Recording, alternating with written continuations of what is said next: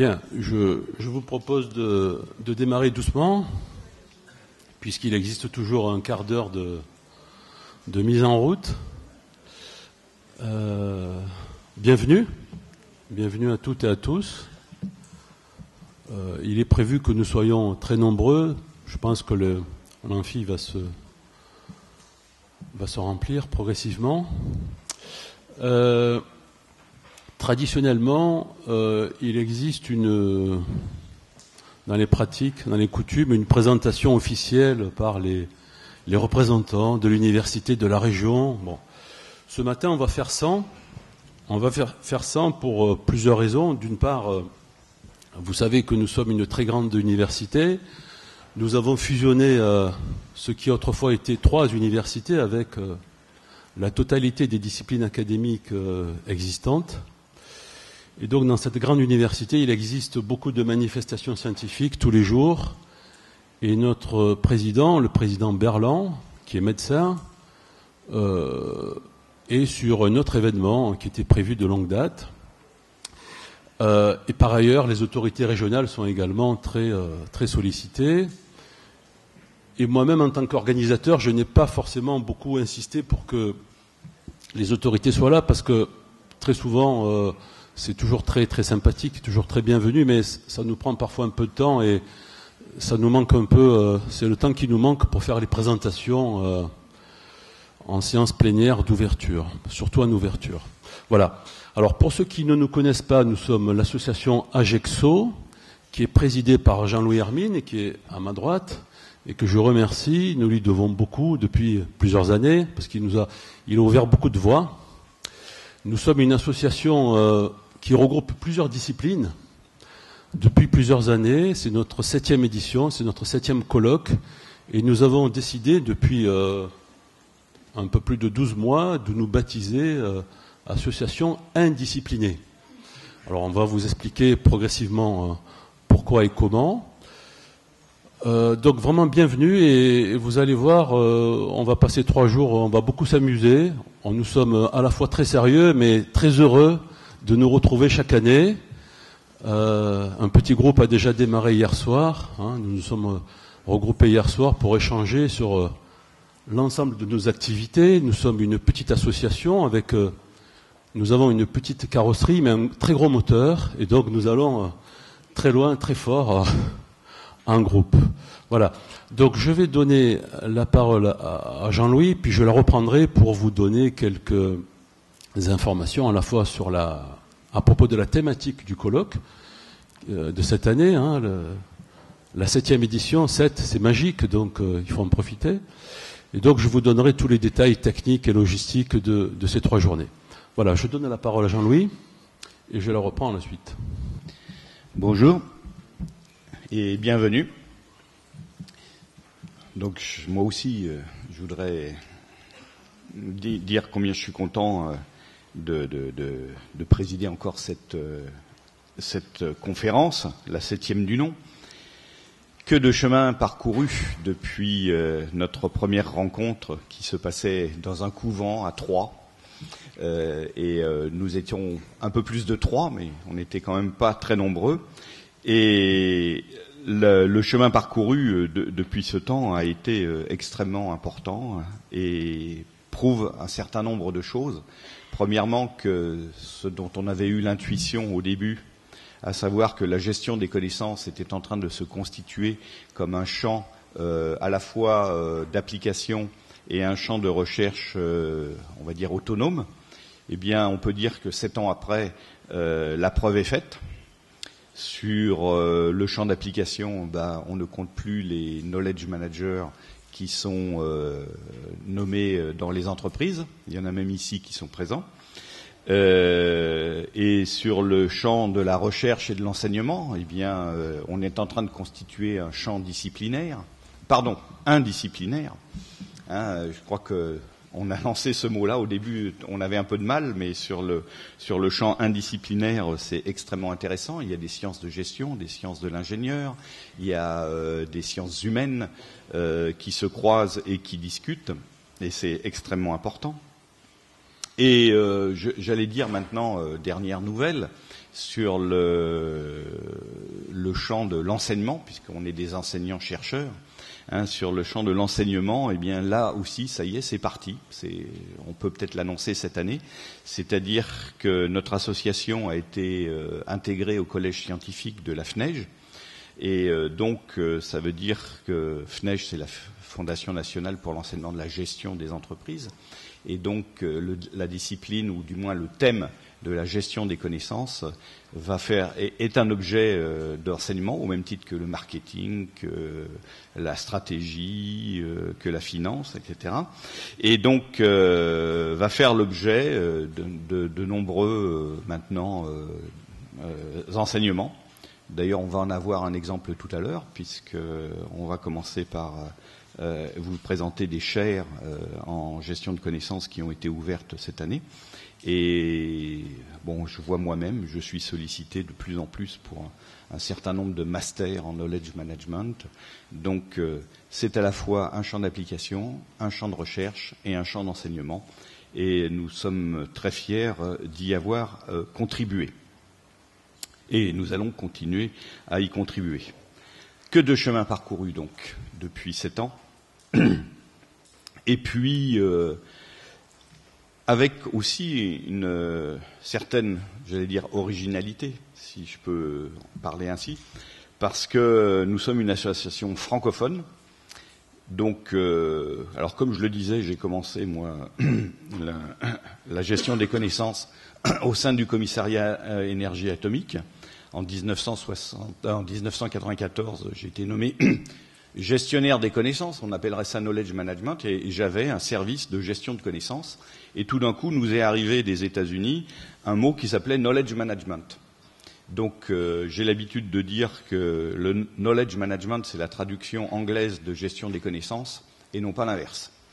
Donc, on a développé une certaine idée de la gestion des connaissances, du knowledge management, qui commence maintenant à être reconnue comme une sorte de French touch, une vision un petit peu différente de la vision anglo-saxonne, je dirais, pour l'avoir pratiquée, assez différente, et qui a une certaine valeur ajoutée par rapport à une vision, on va dire, internationale. Donc on essaye de développer cette vision, en dehors d'ailleurs de l'aspect français, French, ça veut dire français, mais ça veut dire aussi surtout francophone. Et donc on essaye de développer au sein de notre association toute une francophonie de la gestion des connaissances. Alors j'en prendrai que quelques exemples. C'est le congrès GEXO d'il y a 2 ans qui s'est passé à Montréal. Donc je remercie nos amis québécois qui nous font toujours l'honneur de venir à cette conférence. Et je prendrai l'exemple d'un workshop qu'on vient d'organiser à Rabat sur la gestion des connaissances et l'innovation, d'un dernier workshop qui s'est passé le mois dernier à Montréal sur l'épistémologie de la gestion des connaissances, et d'un prochain workshop, et on aura l'occasion d'en parler, qui va s'organiser en Algérie, à Oran, au mois de décembre. Donc, plus aussi une journée à Genève.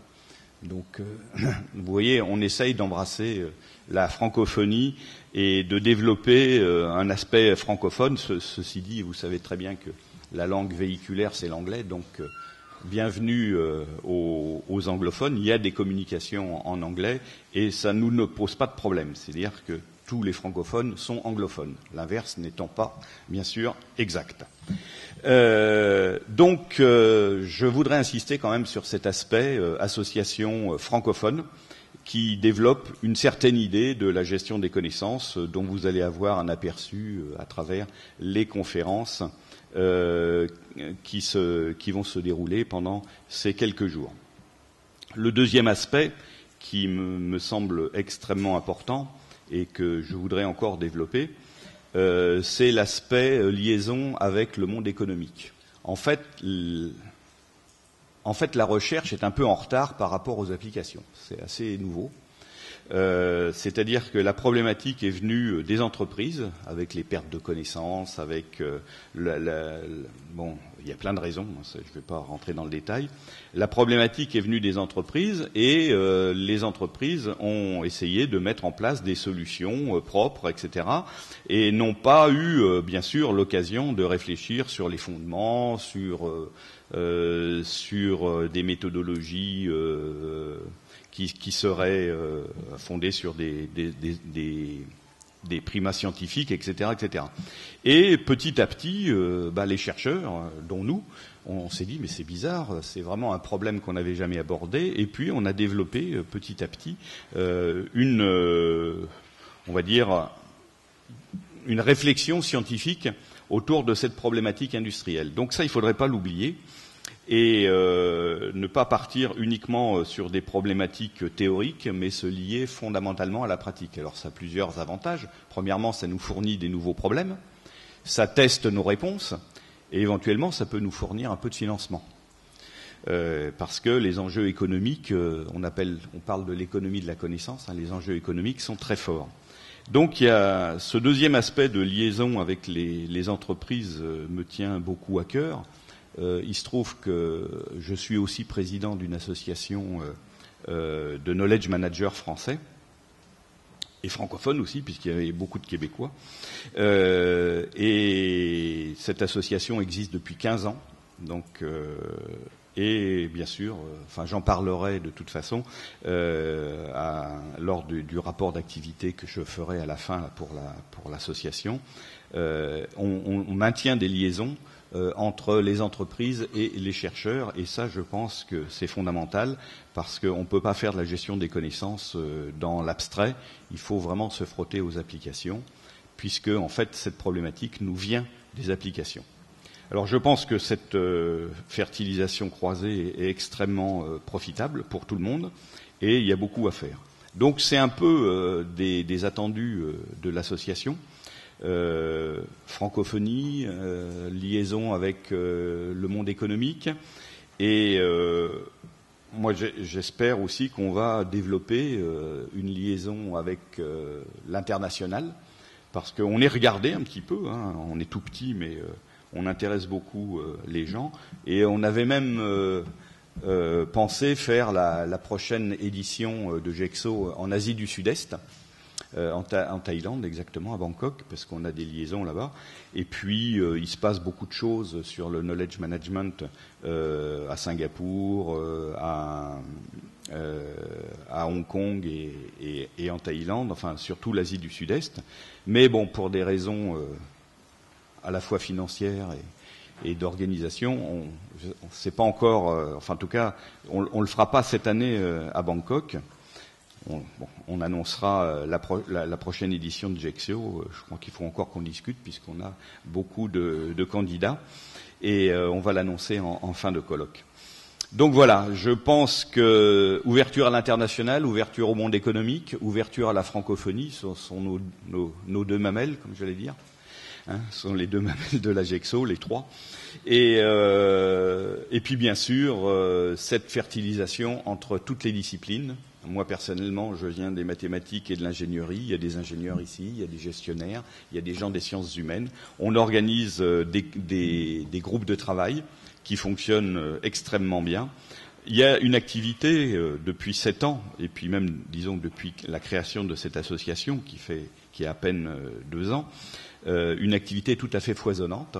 Alors je ne vais pas la décliner complètement, les numéros spéciaux dans les revues, les publications, les workshops, les groupes de travail, etc. Je vous invite, puisque vous avez fait votre adhésion à ce colloque, vous avez fait en même temps votre adhésion à l'association, donc vous êtes tous membres de notre association, bienvenue. Ça nous fait une centaine de membres, c'est très bien. Et donc je vous invite, pour avoir un panorama complet de nos activités, de participer à votre assemblée générale qui aura lieu à la fin de ce congrès, pour avoir un peu un aperçu de l'ensemble des activités et de tout ce qui est disponible déjà au sein de cette association pour ses adhérents. Voilà.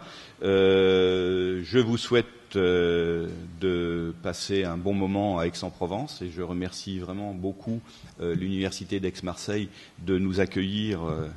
Et bon, alors il paraît qu'il ne faut pas remercier pour l'organisation, il faut le remercier à la fin. Hein, donc, alors si ça se passe mal, on aura quelques remarques, mais bon, pour l'instant, on va remercier l'Université d'Aix-Marseille et notamment Claude qui s'est chargé de toute l'organisation de nous accueillir.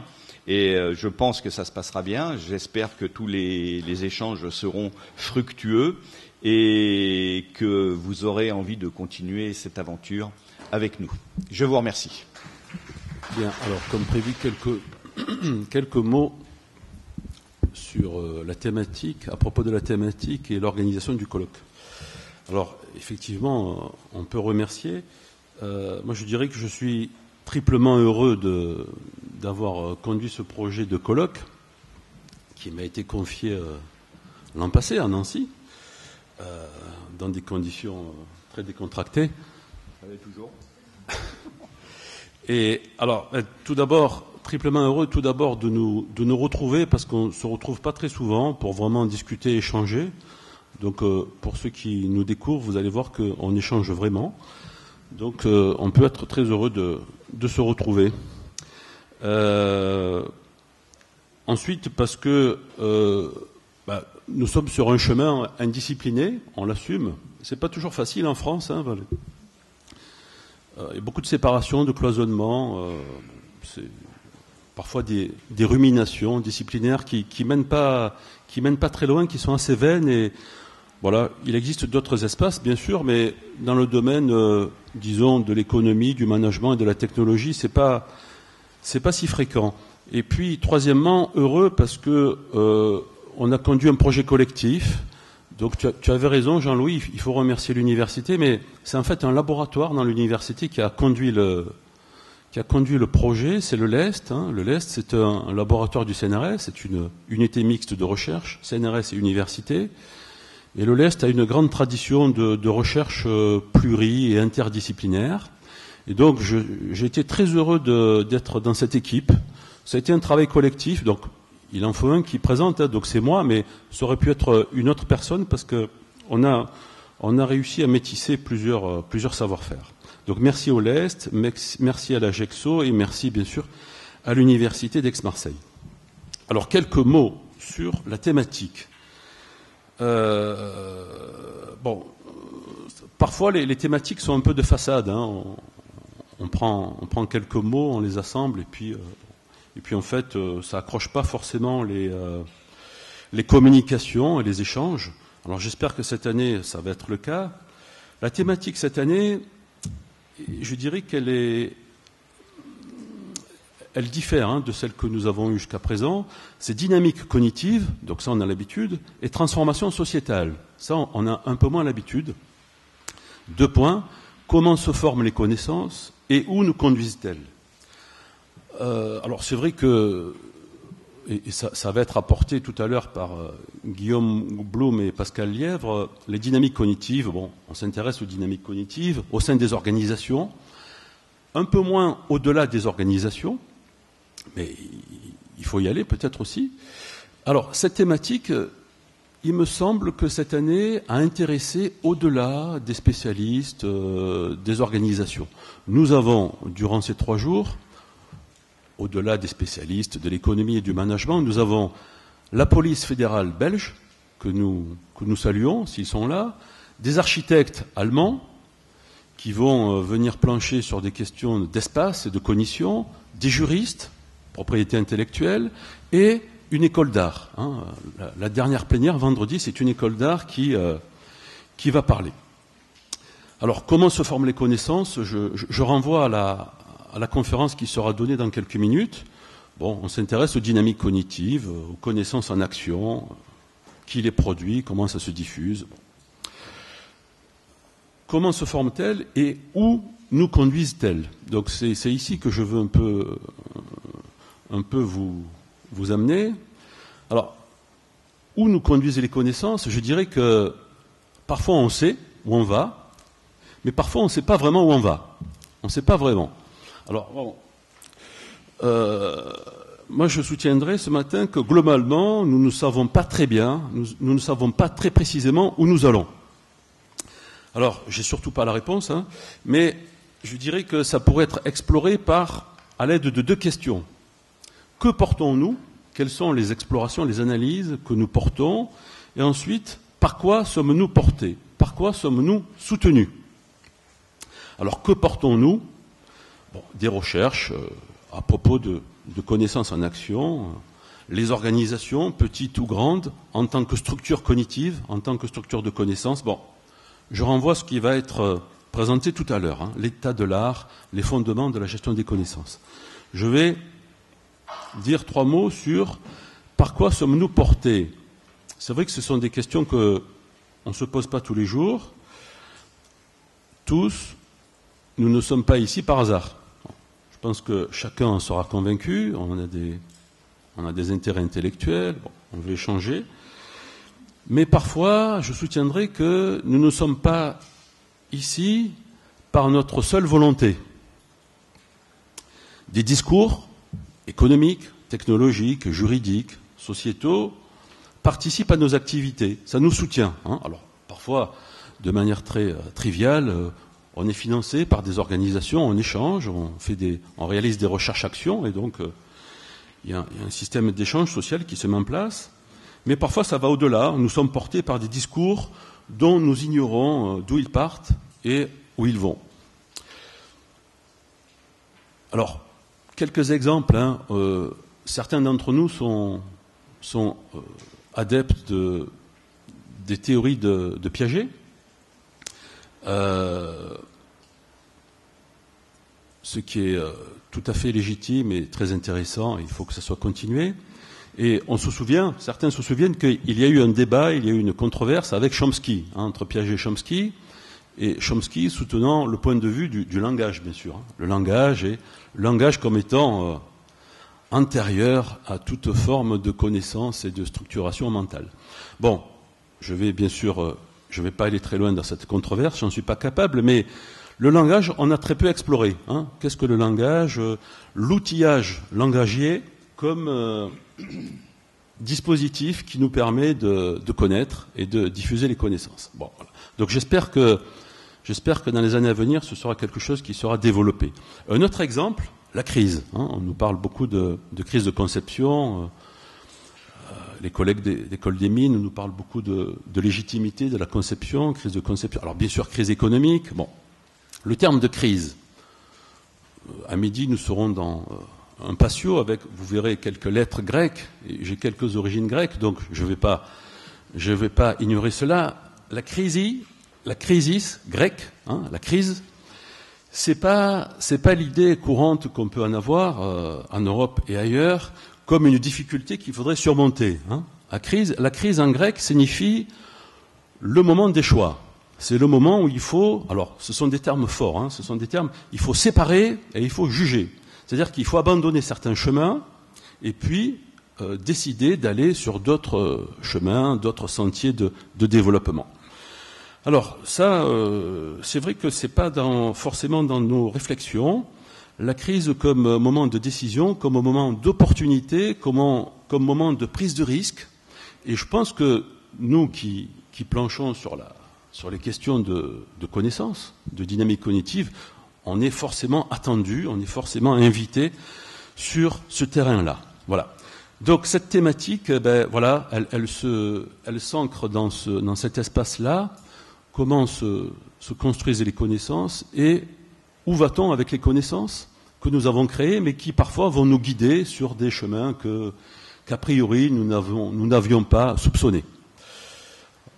Alors, le programme que vous avez entre les mains, je pense, est une première étape dans cette discussion. Nous allons avoir 3 matinées de plénières, qui sont des plénières très complémentaires. Une première plénière avec notre orateur qui nous rejoint à l'instant, Nicolas Carayol, de Bordeaux et de Paris, que je remercie vivement. Donc Nicolas, bonjour Nicolas. Nicolas est à Bordeaux, professeur d'économie à Bordeaux. Il s'intéresse à l'économie de la science et de la technologie. Et il est également chef de projet à l'Observatoire des sciences et techniques à Paris. Et sa discussion sera suivie d'une autre discussion de Jean-Benoît, enfin une courte discussion, parce que ça a été un peu décidé un peu tard, de Jean-Benoît Zimmermann, qu'on a l'honneur et le grand plaisir d'accueillir. Jean-Benoît très tôt nous a beaucoup inspiré. C'est un économiste CNRS, inspiré et inspirant, qui a très tôt réalisé des travaux sur l'économie du logiciel.